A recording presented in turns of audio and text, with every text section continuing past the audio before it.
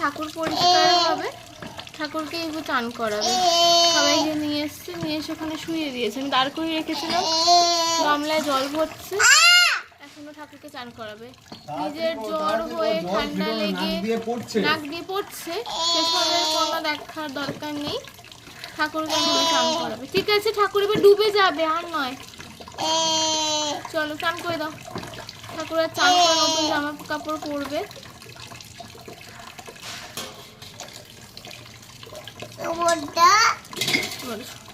সুভদ্রাকে আনিনি আমি, সুভদ্রা আছে।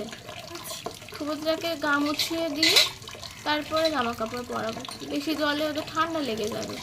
গোপাল দাদা ঠান্ডা লাগে না, হনুমানজি ঠান্ডা লাগে না। দেখো, দেখেছো গোপাল দাদা ডুবে যাচ্ছে জলে।